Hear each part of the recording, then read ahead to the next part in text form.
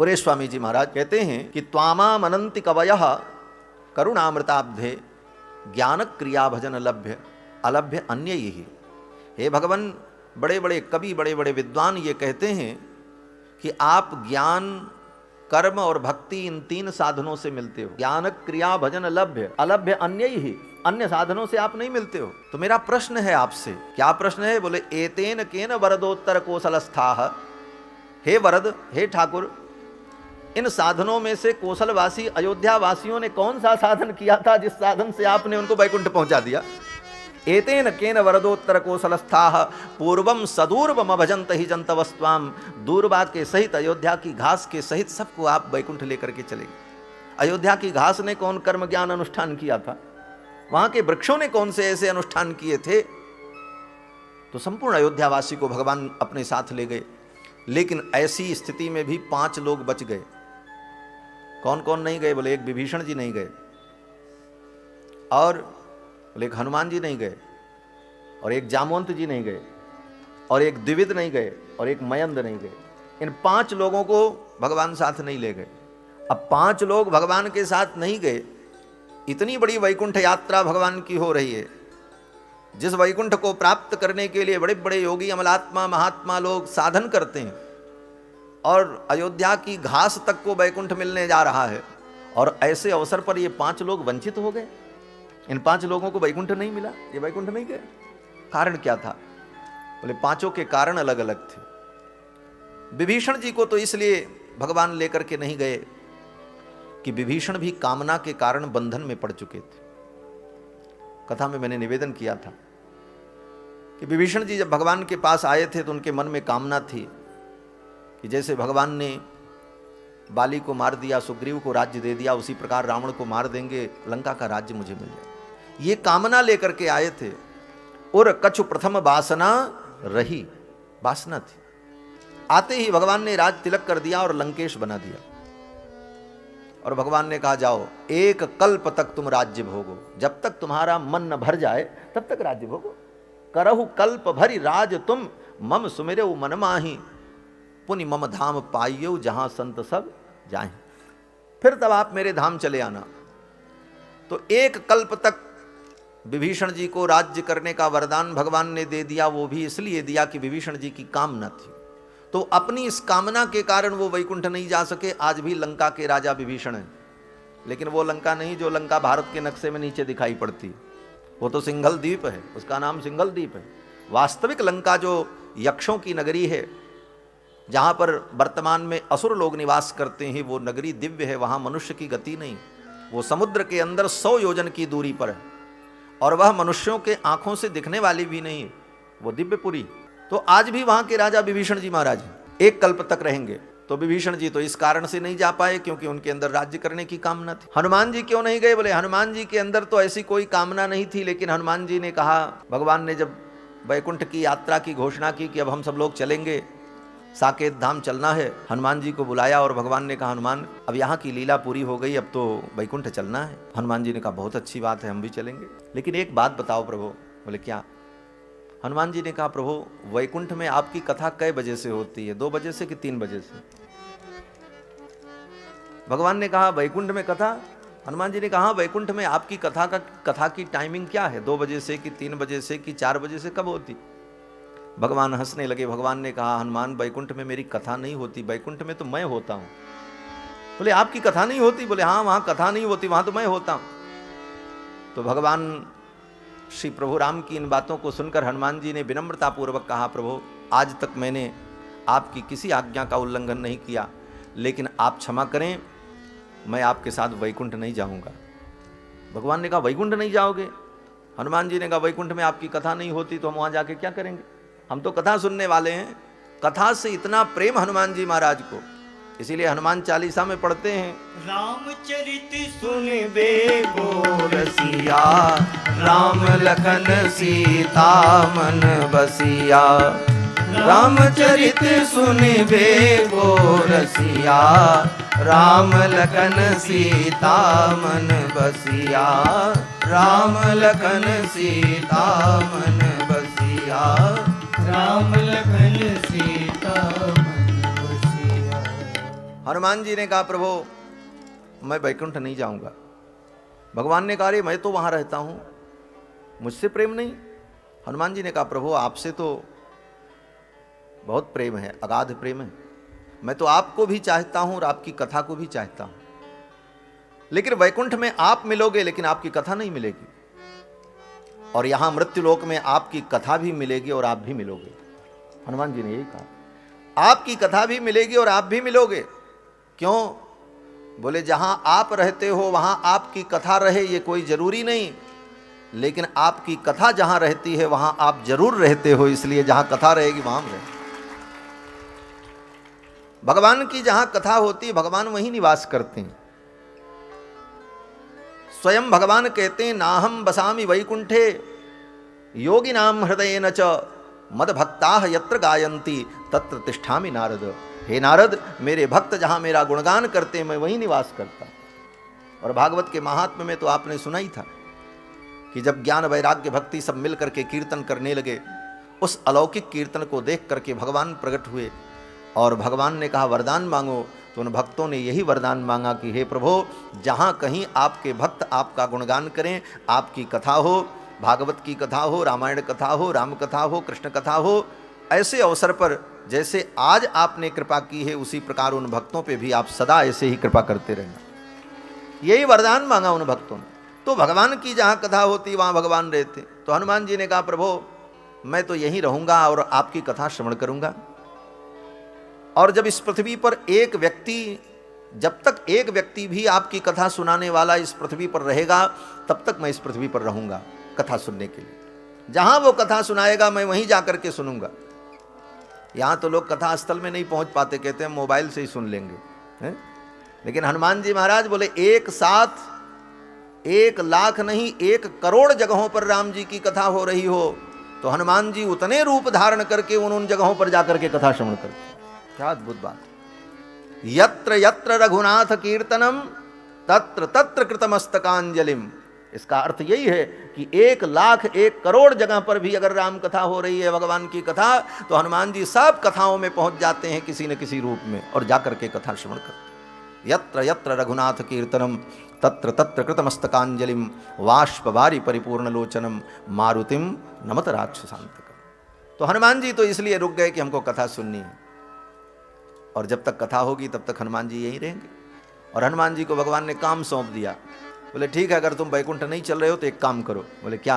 बोले मेरी कथा सुनते रहना और पृथ्वी पर रहो, जो मेरा नाम ले, जो भजन करे, जो मेरी कथा सुने उसकी रक्षा करते रहना, उसके ऊपर कृपा करते रहना। इसलिए हनुमान जी महाराज की कृपा सदैव भक्तों पर रहती। जो भगवान की भक्ति कर रहा है, जो कथा कर रहा है, कथा श्रवण कर रहा है, हनुमान जी महाराज का वरद हस्त है उसके ऊपर, उसका बाल बांका नहीं हो सकता। हनुमान जी जैसे जिसके सहायक हों, बजरंगबली जिसके सहायक हों, क्या चिंता करना। तो हनुमान जी तो इसलिए रुक गए। और जामवंत जी क्यों रुक गए? बोले जामवंत जी को इसलिए रुकना पड़ा कि इन्होंने भी एक कामना कर ली। बोले क्या कामना की? बोले जब युद्ध समाप्त हुआ, राम रावण युद्ध, रावण का वध हो गया, सभी बानर बैठे थे, दरबार लगा था,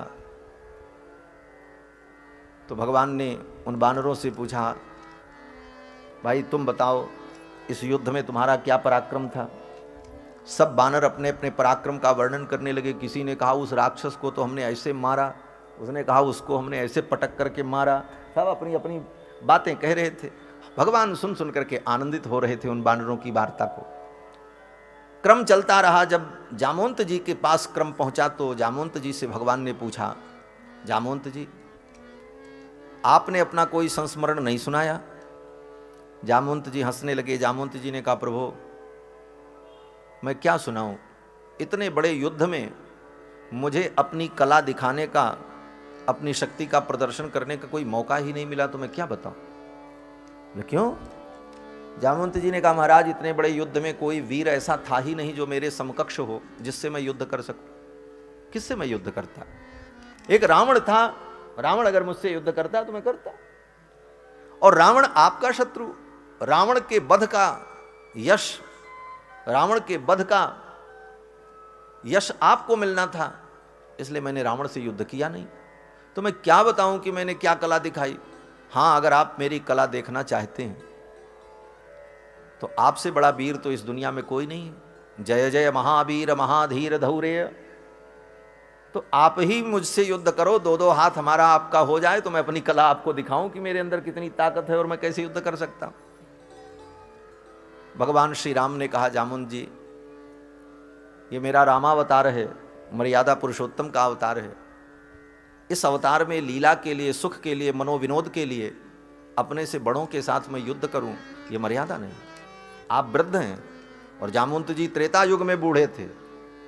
जामवंत मंत्री अति बूढ़ा। तो भगवान ने कहा ऐसे वृद्ध व्यक्ति से मैं युद्ध करूं, ये हमारे मर्यादा के विपरीत है। लेकिन आपकी इस कामना को मैं पूर्ण करूंगा। द्वापर युग में मेरा जब कृष्ण अवतार होगा तब आपके साथ मैं युद्ध करूंगा और तब आपकी कला को मैं देखूंगा और आप अपनी कला दिखाना। जामवंत जी ने कहा ठीक है, बात आई गई हो गई, गतम तो गतमेव ही। लेकिन इस कामना के कारण ही जामवंत जी महाराज को त्रेता युग से लेकर के द्वापर युग तक इस धरामंडल पर रहना पड़ा। किसी भी प्रकार की सांसारिक कामनाएं जीव को बंधन में डाल देती। इसीलिए गीता में बार बार भगवान कहते हैं कामनाओं का त्याग ही वास्तविक भक्ति है, वास्तविक शरणागति है, वास्तविक समर्पण है, वास्तविक ज्ञान है। जो भी कह लो, आप कह लो ज्ञान से मुक्ति मिलती है तो ज्ञान क्या है? बोले सारी कामनाएं समाप्त हो जाएं, यही तो ज्ञान है। शरणागति क्या है? बोले समस्त कामनाओं को छोड़ करके अनन्य भाव से अन्य अभिलाषिता शून्यम ज्ञान कर्माद्यनावृतम, पूर्ण रूप से भगवान के चरणों में समर्पण हो जाए। तो ये कामनाएं ही जीव को बंधन में डाल देती हैं। और गीता में तो भगवान ने यहाँ तक कहा कामैस्तैर्तैर्हृतज्ञाना प्रपद्यन्ते अन्य देवता। कामनाएं ही जीव के ज्ञान का हरण कर लेती हैं और उसका परिणाम ये होता है कि ये जीव भटकता रहता है। उचित अनुचित का भी उसे ज्ञान नहीं हो पाता और ये कामनाएं जीव को बंधन में डाल देती हैं। और जन्म जन्म के बंधन ऐसे ही होते रहते हैं। एक कामना से एक बंधन, उस कामना की पूर्ति हुई तब तक दूसरी कामना पैदा हुई, उसके कारण बंधन। ये बंधन पर बंधन अनादिकाल से यही तो चल रहा है। जामवंत जी की छोटी सी कामना ने उनको एक युग तक इस पृथ्वी पर रहने के लिए मजबूर कर दिया मानो। और द्विविद और मयंद जो थे वो भी वैकुंठ नहीं गए राम जी के साथ। द्विविद भी द्वापर युग तक था। द्वापर में द्विविद को बलराम जी ने मारा है और मयंद भी द्वापर युग तक थे, उसके बाद भगवत धाम गए। तो द्विविद और मयंद को इसलिए भगवत धाम की प्राप्ति नहीं हुई कि द्विविद के विषय में वर्णन है कि वो द्विविद नाम का बानर राम जी का सेनापति था। दिन भर युद्ध करता था, राम जी के दल में रहता था। रात में राम जी के दल से निकल करके रावण के दल में चला जाता था लंका में, और रात में जाकर के वहाँ घूमे, खाए पिए, आनंद मौज मस्ती करता था और फिर वहाँ से सुबह सुबह फिर चला आवे। ये बात राम जी को पता चल गई, ये तो बड़ा बदमाश है, रात में उधर जाता, उस पार्टी में मिल जाता। इस कारण से भगवान ने द्विविद का त्याग कर दिया, छोड़ दिया। बोले जाओ, ये जिसकी बुद्धि इस प्रकार की हो ऐसे व्यक्ति को अपने पास रखना ठीक नहीं। राम जी ने तिरस्कृत कर दिया, वध नहीं किया, मारा नहीं, छोड़ दिया। उसी समय से वो द्विविद भगवान से विमुख होकर के इधर उधर घूमने लगा और भगवत विमुखता के कारण धीरे धीरे उसके अंदर अज्ञान, लोभ, मोह, काम ये सब कुछ बढ़ता गया। और द्वापर युग तक वो द्विविद बानर था। द्वापर युग में बलराम जी ने जब द्विविद का वध किया तब द्विविद को भगवत प्राप्ति हुई, भगवत लोक की प्राप्ति हुई। तो ये सब कामनाएं ही जीव को बंधन में डाल देती हैं, इसलिए कामनाएं तो होनी ही नहीं चाहिए। श्री राम सुखदास जी महाराज, जिनके ग्रंथ आपने पढ़े होंगे, श्रीमद् भगवत गीता के ऊपर उनकी बड़ी व्याख्या है। पूज्य महाराज श्री अपने प्रवचन में कहा करते थे कि कोई काम हम करेंगे भविष्य में, इसके लिए भी कहना नहीं चाहिए। वो कहते थे कहो, ये ऐसा कहा करो कि प्रयास करेंगे, प्रयास करेंगे, हम ऐसा करेंगे, ये भी नहीं कहना चाहिए। क्यों? बोले वो कामना बन जाएगी और नहीं कर पाए फिर वही बंधन का कारण। वो कहते थे कि ये बोलो कि प्रयास करेंगे, कोशिश करेंगे, देखते हैं। क्योंकि कामनाएं ही जीव को बंधन में डालती हैं।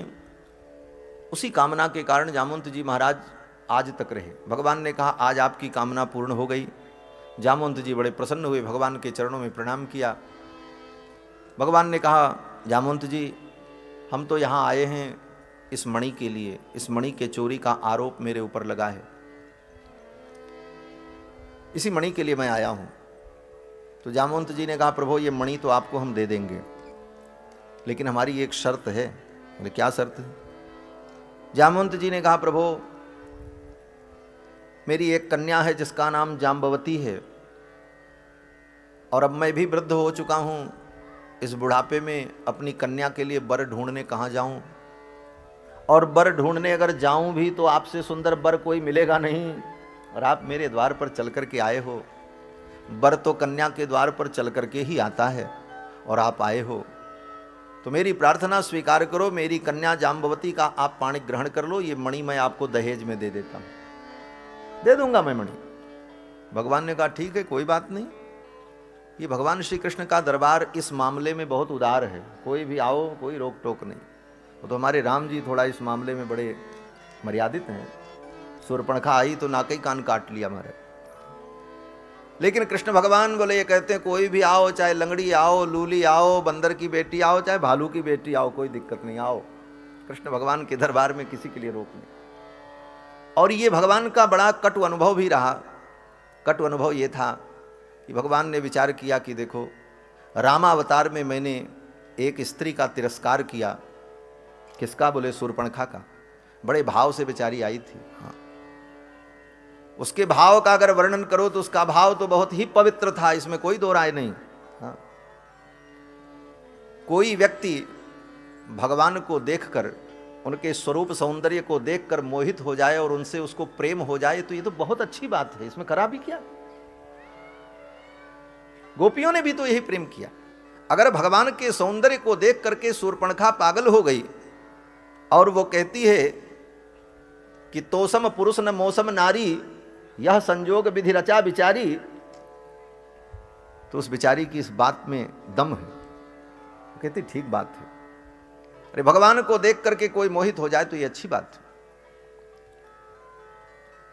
और आज भी उस शूर्पणखा के भाव को लोग रोज स्मरण करते। महाराज राम रक्षा स्तोत्र में जब पाठ करते हैं तो शूर्पणखा ने अपने भाई खरदूषण से जो कहा था भगवान के सौंदर्य का वर्णन करते हुए, उन्हीं श्लोकों को राम रक्षा स्तोत्र में रोज पाठ करते हैं।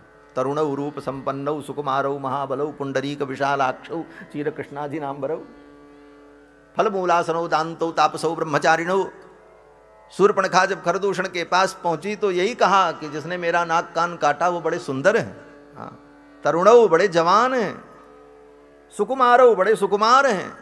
अरे नाक कटने के बाद भी भगवान के सौंदर्य माधुर्य को भूल नहीं पा रही थी और बार बार भगवान के सौंदर्य माधुर्य का ही वर्णन कर रही थी। इसीलिए श्रीमद् भागवत महापुराण में गोपियों ने शूर्पणखा का बड़ी श्रद्धा से स्मरण किया है। हाँ, भ्रमर गीत में गोपियों ने जब उद्धव जी को बहुत खरी खोटी सुनाई कि अरे कृष्ण तो बड़ा छलिया है, कपटी है, धोखेबाज है, ऐसे काले व्यक्ति से प्रीति करके हमने बहुत दुख उठाया, ये सब गोपियों ने कहा। तो उस प्रसंग में गोपियों ने शूर्पणखा का भी स्मरण किया। हाँ, गोपियों ने कहा रे उद्धव, जिस कृष्ण की तुम प्रशंसा कर रहे हो तुमने उसको पढ़ा है, तुम पढ़ुआ पंडित हो, और हमने उसे जाना है। तुमने थ्योरी पढ़ी है, हमने प्रैक्टिकल किया है, हम जानते हैं कृष्ण क्या है। गोपियां कहती हैं अरे उद्धव, तुम कृष्ण को इस जन्म से जानते हो, मैं उसको कई जन्मों से जानती हूं। गोपियों ने कहा कि कहो तो मैं 2-4 जन्म की कथा बताऊं। उद्धव जी तो सुनने लगे। गोपियों ने कहा ये पिछले बार राम जी के रूप में प्रकट हुआ था, बताओ थोड़ी सी दया नहीं इसके अंदर? छिप करके व्याध के समान बाली को मार दिया, ये कोई धर्म था? गोपियां कहती और तो और, आहा, वो बेचारी शूर्पणखा बड़ी श्रद्धा से स्मरण किया महाराज गोपियों ने। वो बेचारी कितने प्रेम से आई, आत्मसमर्पण करने आई, और इन निर्दय को दया नहीं आई, उसका नाक कान काट लिया। स्त्री कृत विरूपाम, उस स्त्री को विरूप बना दिया, कुरूपा बना दिया। इन वाक्यों के द्वारा गोपांगनाओं ने शूर्पणखा का बड़ी ही श्रद्धा से स्मरण किया। एक हमारे बड़े ही आदर्श आचार्य थे महापुरुष, जिनके मुख से मैंने सुना है कि वो तो इस प्रसंग में बोलते थे, महाराज जब गोपियों ने उद्धव जी को ये बात सुनाई और ये प्रसंग जब आया कि रामावतार में स्त्री को विरूप कर दिया, तो सभी गोपांगनाओं ने बड़े भाव से शूर्पणखा को स्मरण किया और शूर्पणखा को प्रणाम किया, तू धन्य है, तो इनके सौंदर्य को देख करके मुग्ध हो गई, ये तेरा सौभाग्य था। तो भगवान ने त्रेता युग में शूर्पणखा का नाक कान काट लिया। उसका परिणाम ये हुआ, सीता हरण हुआ। लक्ष्मण जी को शक्ति लगी, राम जी को रोना पड़ा, जंगल जंगल भटकना पड़ा। तो राम जी ने विचार किया, इस अवतार में तो मैंने स्त्री का निरादर कर दिया, लेकिन अब ऐसी गलती मैं कभी नहीं करूंगा। अगले अवतार में कोई आ जाओ, सबको स्वीकार करूंगा, क्योंकि इसका दुष्परिणाम मैं भोग चुका हूं राम अवतार में। इसलिए कृष्णा अवतार में भगवान किसी स्त्री का तिरस्कार नहीं करते। कुब्जा आई बेचारी, 3 जगह से टेढ़ी थी, कुबड़ निकला था, उसको भी स्वीकार किया। ये भी आई महाराज। जामवंत जी ने कन्यादान कर दिया जाम्बवती का, मणि भी दे दी।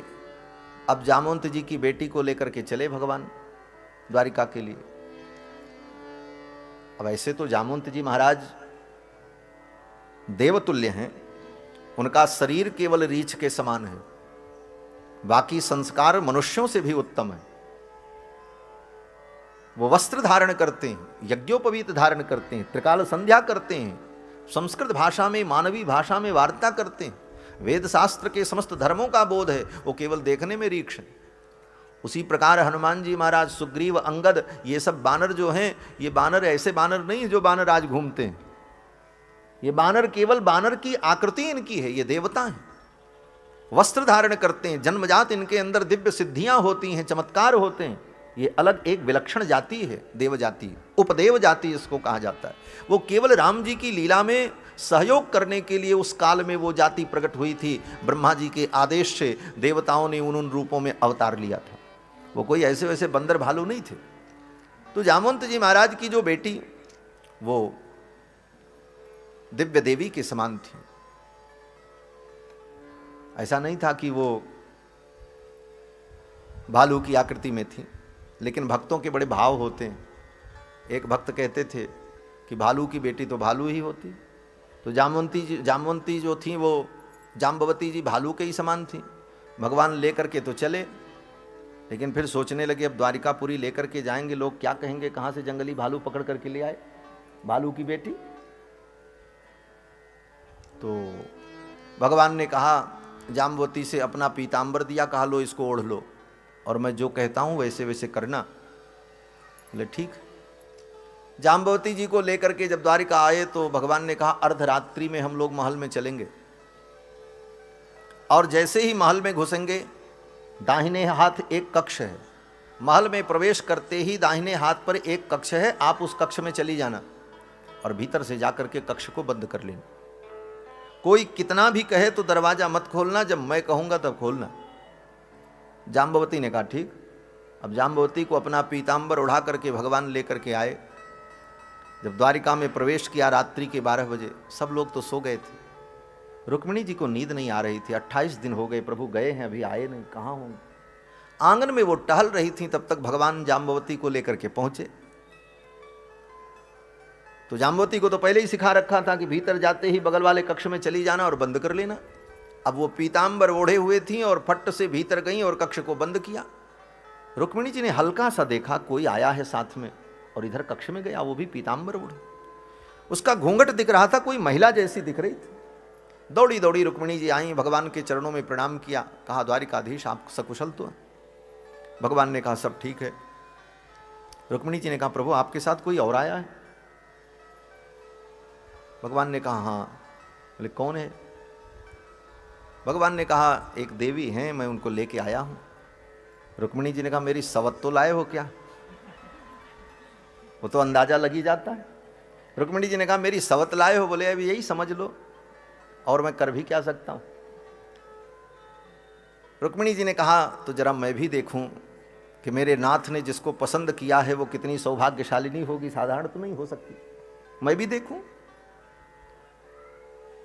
तो भगवान ने कहा वो इसी कक्ष में है। रुक्मिणी जी ने जाकर के कहा देवी द्वार खोलो, मैं भी तो देखूं कि मेरी बहन कैसी है, ऐसी सौभाग्यशालिनी जिसको मेरे स्वामी ने स्वीकार किया है, वो भी धन्य ही होगी। रुक्मिणी जी द्वार खटखटाती रहीं, लेकिन जाम्बवती जी ने द्वार नहीं खोला। भगवान ने तो पहले ही सिखा रखा था खोलना मत। रुक्मिणी जी ने कहा प्रभु ये द्वार क्यों नहीं खोल रही? भगवान हंसने लगे। भगवान ने कहा देवी, आज मैं जिसे लेकर के आया हूं ना, वो इतनी सुंदर है, इतनी सुंदर है कि पूरे ब्रह्मांड में उसके जैसी कोई सुंदर स्त्री नहीं हो सकती, इसलिए वो किसी को अपना मुख दिखाना नहीं चाहती, इतनी सुंदर है। अब तो रुक्मिणी जी को ईर्ष्या होने लगी, मुझसे भी ज्यादा सुंदर है। तो भगवान ने कहा देवी आप तो सुंदर हो, इसमें कोई दो राय नहीं, लेकिन वो आपसे बहुत ज्यादा सुंदर है, आप तो उसके सामने कुछ नहीं हो। अब तो रुक्मिणी जी को और रोष आया, इतनी सुंदर। भगवान ने कहा हाँ देवी वो तो आपसे कई गुना ज्यादा सुंदर है। रुक्मिणी जी को रोष आ गया और रुक्मिणी जी ने कहा अगर ऐसी बात है तो जाओ, मैं कहती हूं कितनी भी वो सुंदर क्यों न हो, लेकिन उसकी सुंदरता घट करके मेरे बराबर हो जाए, मुझसे ज्यादा न हो। रुक्मिणी जी ने कहा उसकी सुंदरता मेरे बराबर हो जाए, मुझसे ज्यादा न हो। भगवान ने कहा ऐसा ही होगा। फिर भगवान ने कहा जाम्बवती से अब द्वार खोलो। जाम्बवती ने जब द्वार खोला तो रुक्मिणी जी ने जब कह दिया कि मुझसे ज्यादा सुंदरता न हो, मेरे बराबर हो जाए, तो रुक्मिणी जी के बराबर सुंदरता हो गई जाम्बवती। जाम्बवती उतनी सुंदर। जब द्वार खुला और रुक्मिणी जी ने देखा जाम्बवती को तो देखती ही रह गई। रुक्मिणी जी ने कहा प्रभु आपने ठीक कहा था, मेरे कहने के बाद जब इतनी सुंदरता है तो पहले कितनी रही होगी? भगवान ने कहा पहले कितनी थी वो तो हमको पता है। इस प्रकार से भगवान रुक्मिणी जी को लेकर के आए ओ जाम्बवती को, और रुक्मिणी के वचनों के द्वारा जाम्बवती परम सुंदरी हो गई, और फिर जाम्बवती जी के साथ भगवान का विवाह संपन्न हुआ।